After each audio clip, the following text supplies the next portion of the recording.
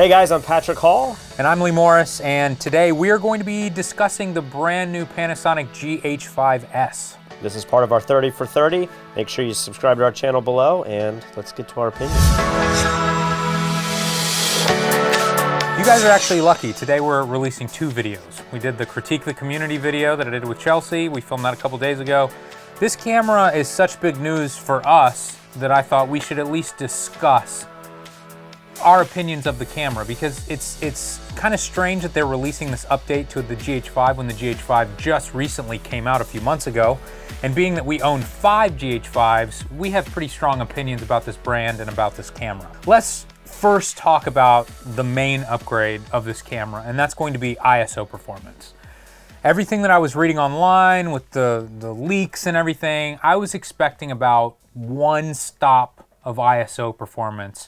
And being that the GH5 doesn't have the best ISO performance, that's a huge upgrade. That seemed great to me.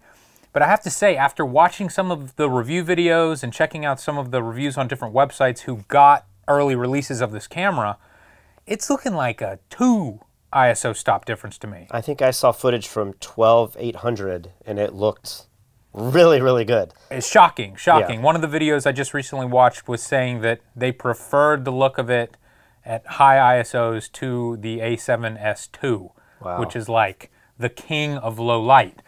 So after watching that video, it kind of changed my mind again, like, oh, maybe we do need to upgrade to this. So what has Panasonic actually done to allow for better ISO? So the way that Panasonic was able to do this is they basically took out half of the megapixels. The GH5 has 20 megapixels. Okay. The new GH5S has 10 megapixels, right? So there's twice as much sensitivity on each of those photo sites.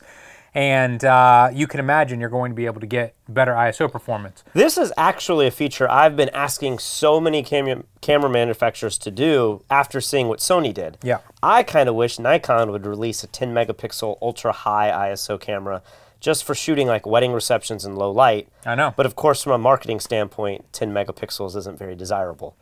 I know, but like it's good enough. I remember when I really got into photography and like my first camera had 6 and then the next one might have had 8 and then the next one after that was 10. And 10, I remember saying, we worked at a camera shop. Everybody would say, the megapixel wars are over, man.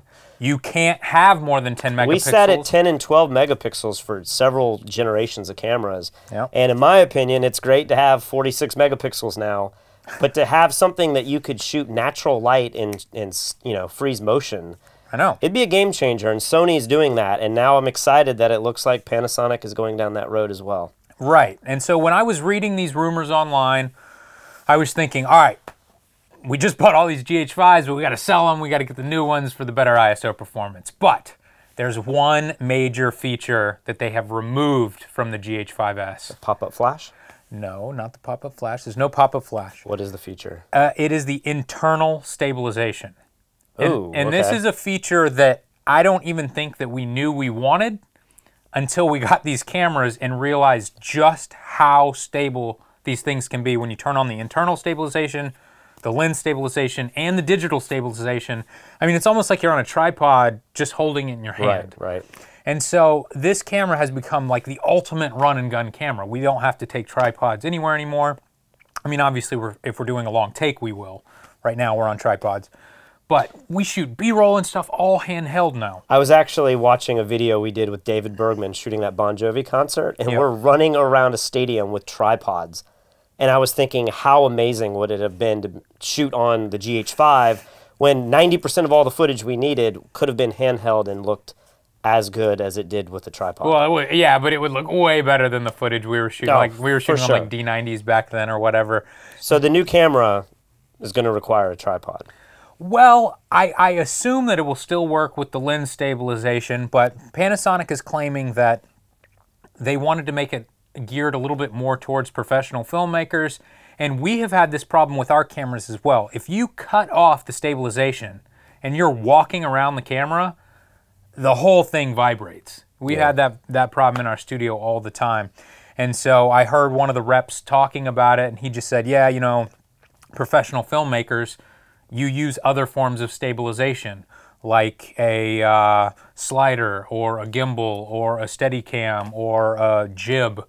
And if you have an internal sensor moving around in there, it just whether it's on or off, yeah, that can cause a problem for your footage. So I definitely respect the angle that Panasonic is going, but for what we do, it's a bit of a bummer. I wish there was some way when you flicked it off, it could become more rigid, you know, so it wouldn't bounce around in the camera as much, but it's one of the features that we're definitely going to miss with the new camera. Another feature that they've added is you can now shoot even slow motion. Is that right? Yeah, that's pretty cool. I mean, I think these cameras shoot 180 frames a second, which is really as slow as I feel like you really need, unless you're like tasering people or something. But what does the new camera do? Is it 240 now? It's in the 200s. Some of the other stuff that is included is stuff that we haven't even tested with the GH5 yet. So Vlog on the GH5 cost an additional $100.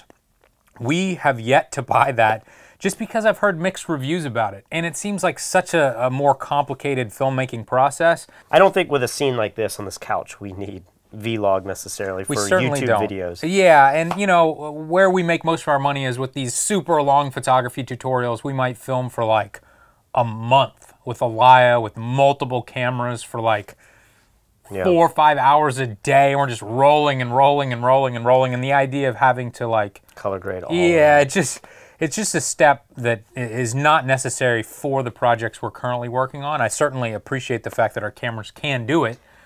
But the new camera it's included. It comes with it, okay. But the new camera is also $500 more. And here's the thing, it's not just $500 more. I was just on B&H and I noticed that the GH5 with Vlog is now $2,000. So it's $100 less than it was. And just recently, I saw GH5s on eBay for $1,500. And those are probably gray market. They probably don't have warranties or whatever. But man, $1,500 for these cameras is unbelievable. Yeah. I can't imagine. I mean, somebody brought up a good point. You know, if you look back to the last 3 Star Wars that George Lucas made that everybody hates, the power of those digital cameras. You know, those were one of the first movies that were shot with digital video cameras. Our GH5s are like 1,000 times more powerful than those cameras, and you know, freaking Star Wars was filmed on it. So it's pretty cool that almost anybody can afford this system now. And so it makes it a little bit more difficult for me to recommend the one for $2,500 when it's possible to get these cameras for $1,500, maybe even less used. The feature I want to know about is the autofocus better in 4K mode? Yeah, so everything I've read says no, it's not better. And the image quality really isn't better. The dynamic range isn't really better. So it's better in high ISOs, but it's not better for everyday filmmaking. So when you hear stuff like that, it's like, maybe there's no reason to upgrade to the GH5S, you know? It's just an incremental upgrade for very specialized uses that we may not even really need. So there's some other small details that really don't affect us. I think the sensor's a little bit different sized. You can shoot in like full 4K, that's cinema style rather than Ultra HD or whatever. None of that stuff really matters for us. Yeah, I think it really comes down to what will the footage look like in low light on a gimbal or being handheld with a lens that's stabilized. And if it looks great, then maybe we want 2 of those for low light situations. If it doesn't look that great, then maybe we just have it for a special occasion every now and then, you know, on a tripod or something. If you're a normal videographer and you don't have 5 cameras pointing everywhere for big productions, maybe it would make sense to buy one of each, and you have the one that's got the stabilization, the GH5, and you use that most of the time. And then you have the second one that if you need to put on a tripod and shoot low light, you have that ability too, you know. I think we are not the common videography team because we have so many cameras rolling and, you know, doing so many different things with kind of interview style, on location productions, you know. Right. So Panasonic has played this perfectly right down the middle. It's like just enough of an upgrade that some people like us might buy 1, maybe 2, maybe 3 or 4, but then everybody else who's, you know, just a normal run and gun shooter like we are, they're going to go for the GH5 still. It's still an incredible camera.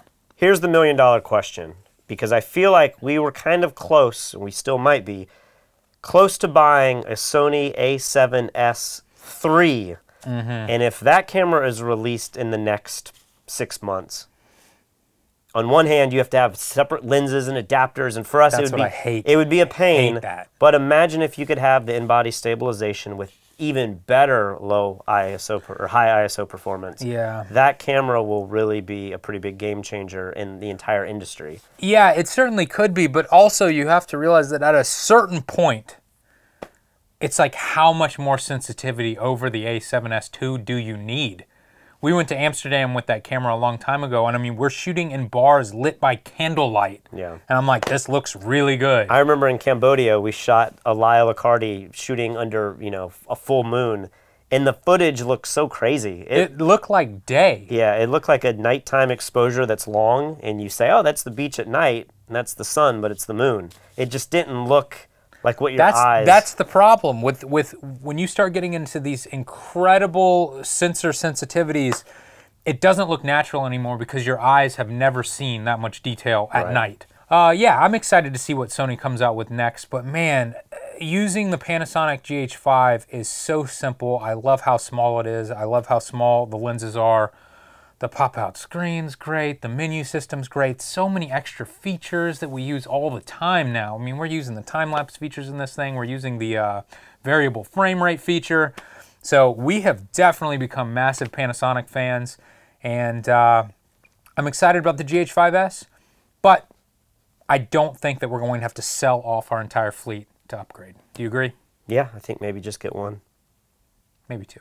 So 30 for 30, 30 videos in 30 days. There's actually 31 days in January. Somebody pointed that out to me. But this is the second video today, which is crazy. So make sure you subscribe to our channel below if you want to see more video content from us. This month's going to be crazy. Head over to fstoppers.com for a ton of photography-related articles. And then check out the fstoppers.com store, where we have a lot of tutorials from really high-end photographers that are teaching some amazing stuff.